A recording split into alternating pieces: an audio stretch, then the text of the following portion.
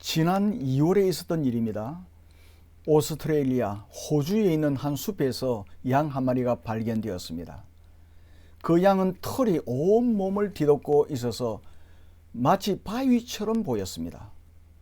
걸어 다닐 수도 없고 털이 눈을 가려서 볼 수도 없었습니다.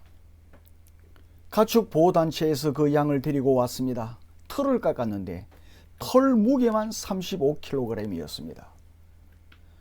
하나님께서 창조하신 양은 계절이 바뀌면 털갈이를 한다고 합니다. 그래서 자연스럽게 털이 빠진다고 합니다. 그러나 양의 털을 많이 얻기를 원하는 인간의 탐욕이 이러한 양을 만들어 놓았습니다. 인위적으로 조작한 이러한 양은 평생 털이 빠지지 않고 계속 자라나기만 한다는 겁니다. 사람이 털을 깎아주지 않으면 양은 죽을 수밖에 없습니다. 탐욕으로 가득 찬 인간의 속성을 적나라하게 보여주는 증거입니다. 여러분, 인간이 왜 이처럼 사악하게 되었습니까? 바로 인간의 대표인 아담이 하나님을 거역하고 마귀에게 순종하는 결과입니다.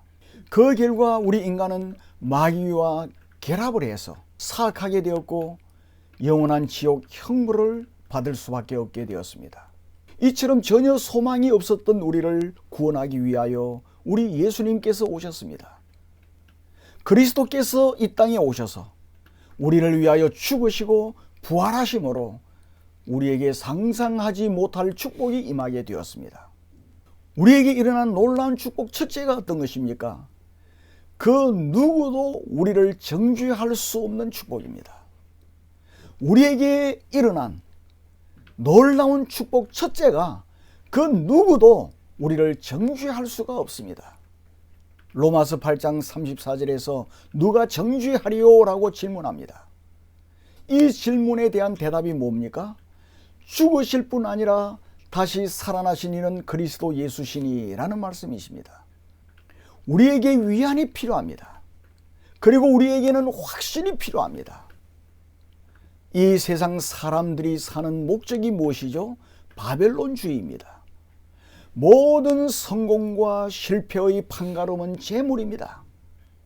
그러나 우리 그리스도인들은 그리스도 예수의 복음을 위해서 살아가는 것이 우리의 사는 목적이요, 우리의 목적지는 하나님의 나라입니다. 이 세상에서 얼마나 큰 돈을 벌었느냐가 아니라 어떻게 영광 중에서 예수 그리스도를 만날 것인가 하는 것이 그리스도인들의 주된 관심입니다. 그러기에 육신을 입고 살아가는 그리스도인들은 이 세상을 살아가는 동안에 많은 갈등을 겪게 되는 것입니다. 또 유혹에 흔들릴 수가 있습니다. 그러기에 그리스도인들은 위안이 필요합니다. 확신이 필요합니다. 고린도전서 15장 19절에서 이렇게 말씀하십니다. 만일 그리스도 안에서 우리가 바라는 것이 다만 이 세상 삶뿐이면 모든 사람 가운데 우리가 더욱 불쌍한 자니라 라고 말씀합니다. 그러므로 그리스도께서 부활하신 사실이야말로 우리가 구원의 확신을 가지는데, 그리고 복음을 위한 삶을 살아가는데 중요한 핵심 요소인 것입니다. 예수 그리스도께서 부활하셨다는 이 사실은 문자적으로 사실입니다. 그리고 분명히 일어난 역사적인 사실입니다. 실제로 일어난 사건이 아니라 상징적인 사건이라고 주장하는 사람들도 많습니다. 여러분 분명히 알아야 할 것은 그러한 사람은 복음이 없는 사람들이에요. 마귀에게 속한 사람들입니다. 예수님은 우리의 죄 때문에 죽으시고 우리가 의롭다고 여김을 받게 하신 것입니다. 우리가 하나님 앞에서 의롭다고 여김을 받게 된 것은 우리 예수 그리스도께서 부활하시기 전에 있었던 일입니다. 우리 예수 그리스도께서 부활하심으로 말미암아 우리들이 의롭다 하심을 입어서 주 예수 그리스도 안에서 하나님께 받아들이심이 되었다는 확정적인 선포가 그리스도 예수의 부활입니다. 그러므로 예수 그리스도의 부활은 우리가 하나님 앞에 의롭다함을 받아서 주님 앞에 받아들여졌다는 증거라는 사실입니다. 그것을 선포한 사건이 뭡니까? 예수 그리스도의 부활입니다. 우리 주님이 행하신 일로 인하여 하나님이 만족하신 겁니다. 주님이 온전하게 죄의 형벌을 받으셨습니다. 그리고 율법의 모든 요구들이 이행되었습니다. 율법에 남은 것이 하나도 없이 예수 그리스도로 인하여 다 이루어졌습니다. 하나님의 거룩한 성품과 율법이 완전하게 만족되었습니다. 그러므로 하나님께서는 그리스도 예수를 죽은 자 가운데서 살리심으로 말미암아 이 사실을 확정하신 거예요. 그리고 선포하신 것입니다. 여러분, 그리스도 예수의 죽으심과 부활로 인하여 그 누구도 우리를 정죄할 수 없게 되었습니다. 이것이 우리가 받은 놀라운 축복이라는 사실입니다. 그 누구도 여러분을 정죄할 수 없습니다. 여러분이 이 사실을 확고하게 믿고 어떤 경우에라도 흔들리거나 갈등을 일으키지 말고 전진해 나아가시기를 바랍니다. 그리고 둘째로 우리에게 임한 엄청난 축복은 죽음의 권세를 완전히 이긴 축복이에요. 저와 여러분은 죽음의 권세를 완전히 이겼습니다. 우리가 이 세상을 살아갈 때 우리 그리스도인들이 싸워야 하는 5가지 원수들이 있습니다. 그 5가지 원수가 어떤 것이겠습니까? 초대 교회 그리스도인들은 이즘에 관해서 매우 관심을 많이 가졌습니다. 종교개혁자 마르틴 루터도 매우 강조한 내용입니다. 이 5가지 원수는 죄와 사탄과 율법과 사망과 지옥입니다. 우리가 구원의 확신을 가지려고 하면은 먼저 이 5가지 원수가 우리에게서 완전히 처리되었다는 것을 분명히 알아야 합니다. 이 5가지 원수가 우리들에게 완전히 처리가 되었습니다.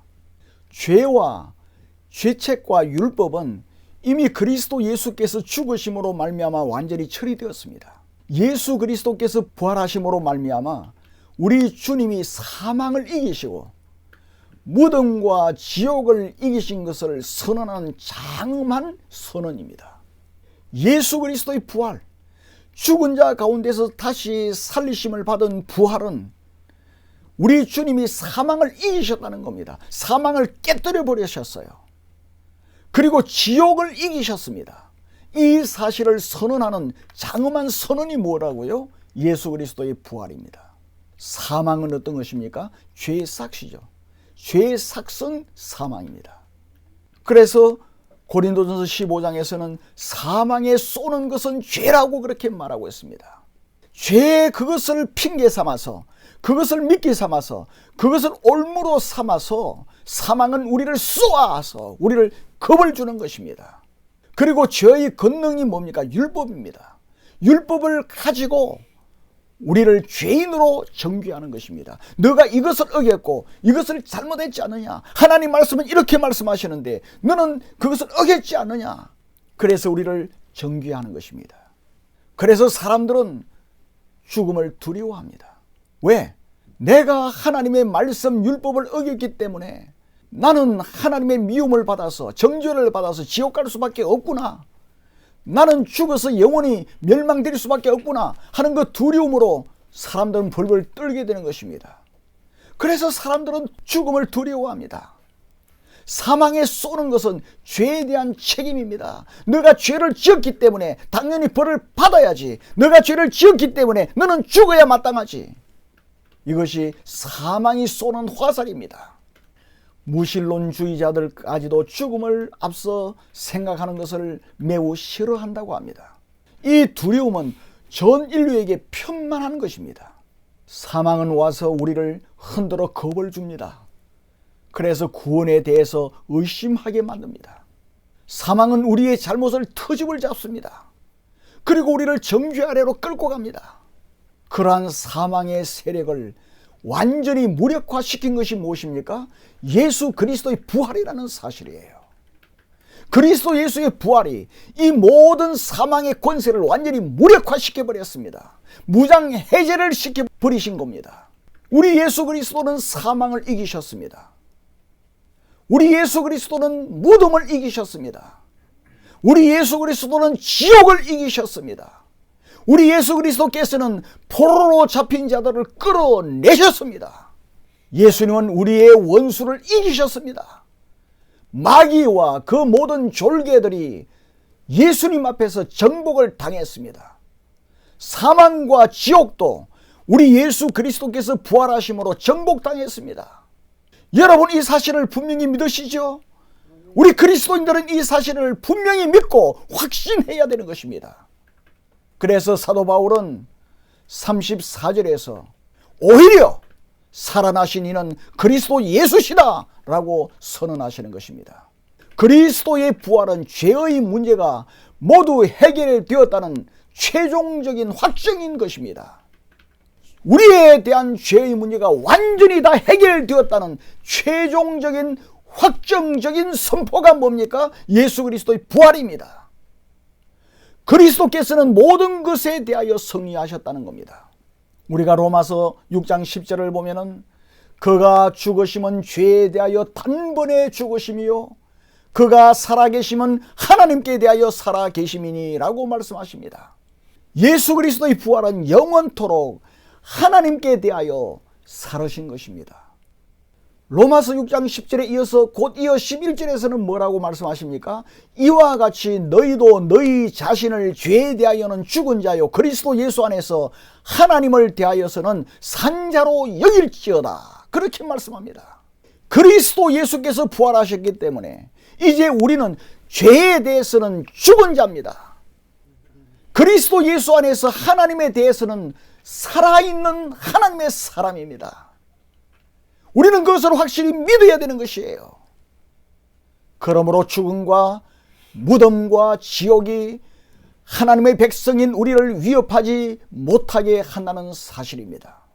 그 어떤 죽음과 무덤과 지옥이 여러분을 위협하지 못하게 하시기를 바랍니다. 왜 그렇습니까?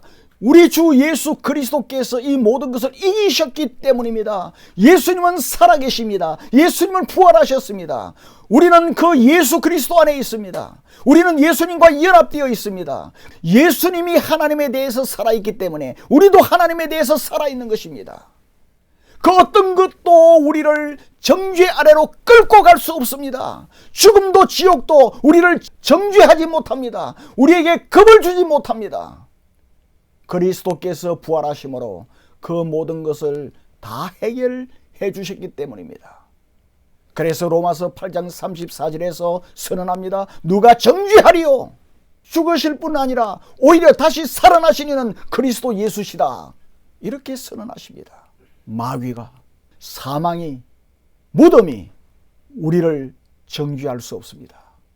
우리에게 죄가 있다며 정죄할지라도 우리는 확실하게 대답을 해야 됩니다. 마귀가 우리의 죄를 꼬투리 삼아서 정죄하려고 할 때 우리는 뭐라고 말해야 됩니까? 다시 살아나신 이는 그리스도 예수시다. 그렇게 대답해야 되는 것입니다. 이 대답을 들을 때 마귀는 도망칠 수밖에 없습니다. 우리는 항상 예수 그리스도를 우리의 가장 큰 무기로 삼아야 합니다. 예수 그리스도의 죽으심과 예수 그리스도의 부활입니다. 부활한 우리들이 영 단번에 의롭다함을 받았으며 하나님께 연합이 되었다는 사실을 선언하는 것입니다. 이것이 예수 그리스도의 부활입니다. 우리는 그리스도 예수 안에서 죄와 사탄과 율법과 사망과 지옥을 완전히 이긴 놀라운 축복을 받았습니다. 돈 수십억 번 그 정도가 아닙니다. 우리는 죄를 정복했습니다. 우리는 사탄을 이겼습니다. 우리는 율법을 이겼습니다. 우리는 사망을 이기고 지옥의 권세를 완전히 이겼습니다. 그리스도 안에서 우리는 이긴 겁니다. 그러므로 우리의 5가지 원수인 죄와 사탄과 율법과 사망과 지옥을 무서워할 필요가 전혀 없습니다. 여러분들이 신앙생활 해나갈 때에 절대로 무서워해서는 안 됩니다. 왜? 이겼기 때문에. 이 엄청나고 놀라운 축복을 우리가 받았습니다. 그리고 우리에게 임한 엄청난 축복 세 번째가 어떤 것입니까? 셋째가 성천하신 예수 그리스도께서 어디에 앉아 계시죠? 하나님 우편에 앉아 계십니다. 왜 앉아 계십니까? 성천하신 예수 그리스도께서 하나님 우편에 앉으셔서 우리의 복락을 위하여 주 예수 그리스도의 그 모든 권세와 권위를 다 사용하십니다. 그 엄청난 축복을 우리가 지금 받고 있는 거예요. 여러분 이해하셨습니까? 부활하셔서 우리 예수 그리스도께서는 성천하셨어요. 성천하셔서 하나님 우편에 앉아 계십니다. 왜 앉아 계시죠?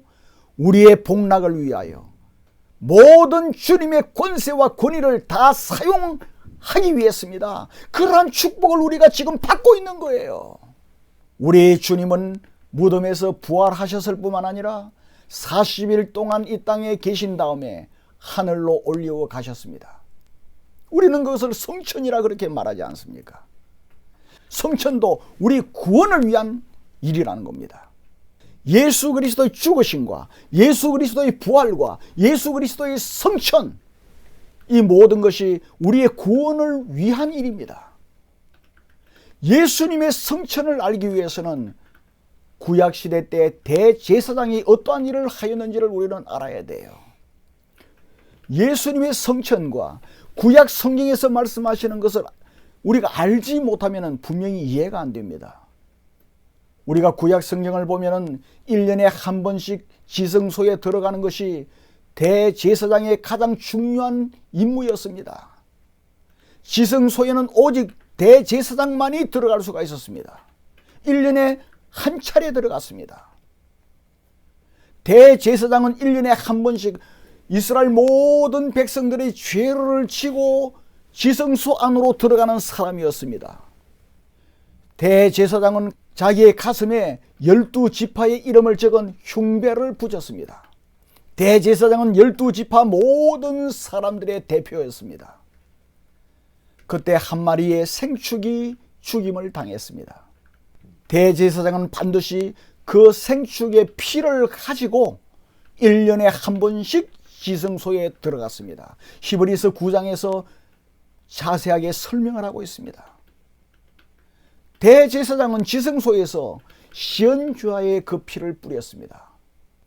밖에 있는 사람들은 하나님께서 그 제물을 받으시기를 기도하며 기다렸습니다. 지성소에서 대제사장의 에봇 옷단에 달린 방울 소리가 딸랑딸랑 나면은 하나님께서 제물을 받으셨다는 소식입니다. 바로 이것이 대제사장이 하는 주요한 일이었습니다. 구약시대의 모든 성막과 성전들은 하늘에 있는 것들의 모형에 불과합니다. 이것은 우리 주님이 자기 백성을 위하여 행하실 일에 대한 예표였습니다. 인간 대제사장은 완전하지 못했기 때문에 매년마다 반복을 해야 했습니다. 이제 본체이신 그리스도 예수께서 때가 되매 이 땅에 오셨습니다. 하나님의 우편에 앉기 전에 그 일을 먼저 하신 거예요. 예수님은 자신을 제물로 드렸습니다. 예수님은 제물이자 대제사장이셨기 때문입니다. 예수님은 십자가에서 죽으심으로 우리의 죄를 대속하셨습니다. 자기 자신의 피를 가지고 하늘로 들어가서 하나님의 존전에 나아가신 거예요. 예수님은 하늘의 성소에 계신 하나님께 친히 나아가서 자기의 피를 드린 겁니다. 이 하나님의 우편에 앉아 계시면 예수 그리스도의 구속이 완성되었다는 것을 의미하는 겁니다. 그것은 우리 죄에 관한 어떠한 것도 더는 행해질 필요가 없다는 것을 의미하는 겁니다. 완전히 완료가 된 거예요. 그래서 예수님께서 앉으신 겁니다. 우리 구원에 대해서, 우리가 지은 죄에 대해서 어떠한 것도 더 행해질 필요가 없다는 거예요. 이것은 여러분 아주 중요합니다. 이미 그리스도 예수께서 우리 죄를 위해서 모든 것을 다 완료하셨다는 사실이에요. 그래서 하나님 우편에 앉으셨다라고 말씀하고 있는 겁니다. 우리 예수님은 모든 일을 다 행하셨습니다. 히브리서에서는 우리 주님의 사역을 영단번에라고 강조합니다. 그 무엇보다도 우리가 서 있는 위치에 대해서 부정한다는 것은 전혀 불가능합니다. 우리가 그리스도인이고 우리 죄가 완전히 다 해결되었다는 이 사실을 부정한다는 것은 절대로 불가능한 일이라는 겁니다. 여러분 이 사실을 확실히 믿고 예수를 믿으시기를 바랍니다. 성경에서는 뭐라고 말합니까? 누가 너희 하나님의 택하신 자들을 송사하리요? 누가 하나님의 택하신 자들을 고발할 수 있겠느냐? 누가 정죄하리요? 그것은 절대 불가능한 일입니다. 우리의 머리는 누굽니까? 예수님입니다. 이러한 예수 그리스도께서 하나님 우편에 계십니다. 예수님은 우리의 복락을 위하여 모든 권세와 권위를 다 사용하십니다. 우리의 구원과 우리의 성화, 우리가 점점 거룩해져 가는 것과 우리가 주님의 재림을 준비하는 일에 더욱 완벽을 기하도록 하기 위해서 예수 그리스도의 권세와 예수 그리스도의 권위를 지금도 사용하고 계시는 거예요. 이러한 일은 우리 예수 그리스도께서 다시 오실 때까지 계속됩니다. 예수님께서 다시 오실 그날은 하나님이 자기 아들을 다시 이 세상에 보내시는 날이에요. 그때 주님은 재림하실 것입니다. 여러분, 예수님은 반드시 다시 오십니다. 그리고 의로 세상을 심판하십니다. 그의 원수들이 결국 멸망하게 될 것입니다. 마귀와 그의 모든 추종자들이 다 멸망하게 됩니다. 모든 악과 죄와 하나님을 반대하는 모든 것이 궁극적으로 다 멸망의 못에 던져질 것입니다. 성천하신 예수 그리스도께서 하나님 우편에 앉으셔서 우리의 복락을 위하여 그의 모든 권세와 권위를 다 사용하고 계신다는 것을 여러분 늘 기억하시기를 바랍니다. 성천하신 창조주께서 바로 우리를 위해서, 나를 위하여 모든 권세를 지금도 다 사용하고 계시니 무엇이 문제가 되겠습니까? 그러므로 우리는 겁낼 필요가 없고 걱정할 필요가 없어요. 항상 담대하시기를 바랍니다. 그리고 이제 마지막 한 가지만 더 살펴보겠습니다. 우리에게 임한 엄청난 놀라운 축복은 우리 예수 그리스도께서 우리를 위하여 친히 간구하시는 축복입니다. 34절에 말씀하지 않습니까? 친히 간구하시느니라. 사도가 그리스도의 중보적인 간구를 말하는 것은 우리들이 긍휼에 넘치는 대제사장을 모시고 있음을 알게 하기 위한 것입니다.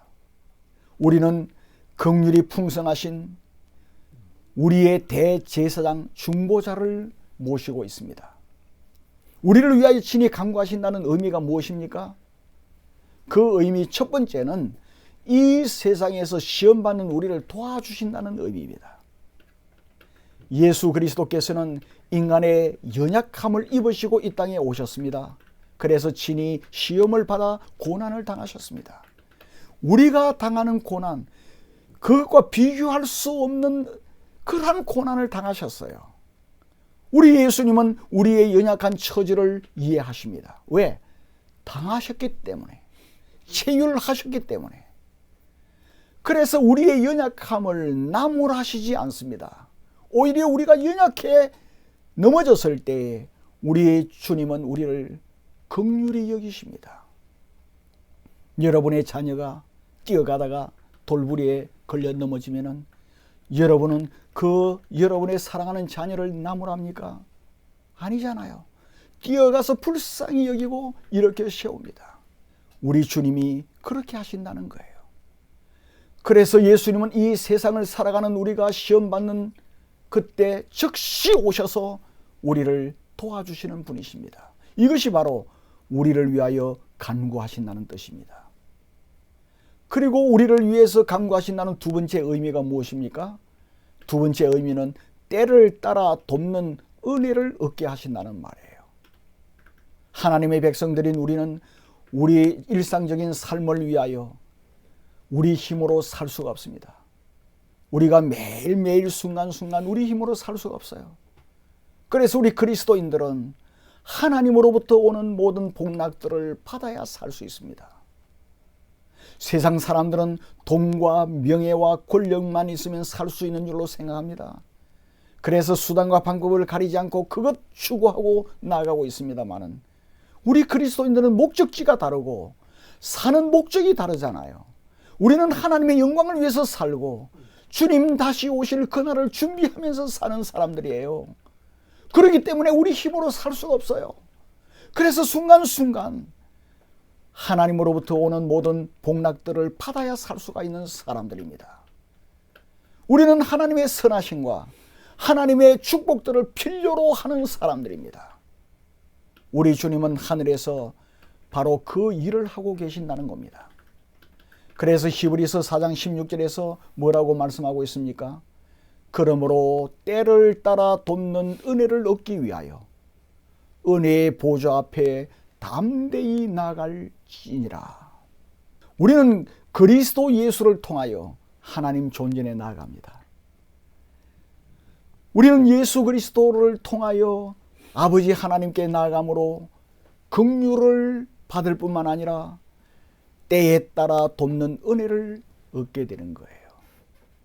우리는 주 예수 그리스도를 통하여 필요한 모든 것을 얻습니다. 지금 여러분에게 필요한 것이 무엇입니까? 때에 따라 돕는 은혜를 주시는 아버지께 나아가시기를 바랍니다. 누구를 통해서? 중보자이신 그리스도 예수를 통하여. 우리에게 이러한 축복을 주시기 위하여 주님은 우리를 위하여 간구하신다고 말씀하십니다. 우리 하나님은 그의 모든 지혜와 모든 은혜와 모든 보화들을 예수 그리스도 안에 가득 쌓아 놓으신 겁니다. 모든 지혜, 하나님의 모든 지혜, 하나님의 모든 은혜, 하늘의 모든 보화들이 우리의 머리 대신 그리스도 예수를 통하여 우리들에게 온다는 거예요. 여러분, 이것 하나님께서 이렇게 해놓으신 겁니다. 우리는 머리이신 그리스도를 통하여 우리의 생명력을 가져와요. 우리에게 필요한 모든 것을 공급받게 되는 것입니다. 우리는 주 예수 그리스도를 통해서 때를 따라서 돕는 은혜와 모든 복락들이 우리들에게 임합니다. 이것이 바로 우리를 위하여 간구하신다는 뜻입니다. 이러한 놀라운 은혜와 복을 우리가 지금 받고 있는 겁니다. 이미 우리들에게 임했습니다. 여러분 이 사실을 믿습니까? 안 믿습니까? 성경이 말씀하고 있기 때문에 우리는 믿어야 돼요. 우리에게 고난이 있을 때, 우리에게 어려움이 있을 때, 그럴 때 딴 것을 생각하지 말고 오늘 선포한 이 내용의 말씀을 기억하기를 바랍니다. 이것을 우리가 생각해야 됩니다. 그리할 때 나를 위하여 하나님께서 지혜와 모든 보화와 모든 은혜를 주 예수 그리스도를 통해서 때에 따라 공급해 주신다. 우리가 나가면 받는 겁니다. 주님 앞에, 주님을 통하여 아버지께 나가면 우리는 풍성히 받게 되는 거예요.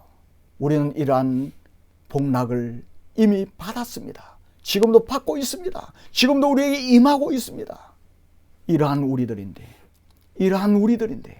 이러한 하나님의 자녀들인데 그 누가, 그 무엇이 우리를 정죄할 수 있겠습니까? 그 어떤 것도, 그 누구도 그리스도께서 우리를 위해서 이루신 이 구원을 결코 박탈해 갈 수 없습니다. 빼앗아갈 수 없습니다. 그 누구도 우리를 흔들 수 없는 거예요. 이러한 놀라운 축복과 보증이 있는 하나님의 존귀한 자녀들이 누굽니까? 우리입니다.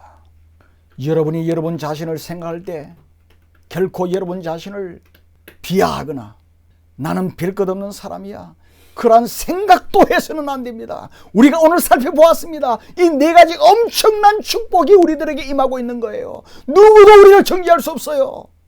죽음의 권세도 완전히 이긴 축복입니다.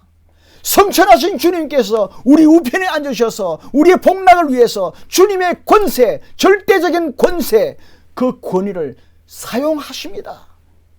이러한 축복을 받고 있어요. 그뿐만 아니라 우리를 위한 신이 간구하시는 주님이십니다. 실로 엄청나고 놀라운 축복을 이미 받고 누리고 있는 사람들입니다. 이 세상의 그 무엇으로도 이런 놀랍고 엄청난 축복을 어떻게 받겠습니까? 이 세상에서는 결코 받을 수 없습니다. 오직 창조주 하나님을 통해서 이러한 엄청난 축복을 우리가 지금 받았습니다. 그리고 받고 있습니다. 이 사실을 늘 기억하시고 여러분 감사하고 여러분 담대하게 살아가시기를 주님의 이름으로 축원합니다. 이 바이러스 그리고 어떤 경제적인 어려움 이것 주눅들지 말고 우리에게 이러한 엄청난 놀라운 축복이 이미 임하고 있다는 사실을 믿고 할렐루야를 부르며 담대하게 살아가는 저와 여러분이 다 되기를 주님의 이름으로 축원합니다.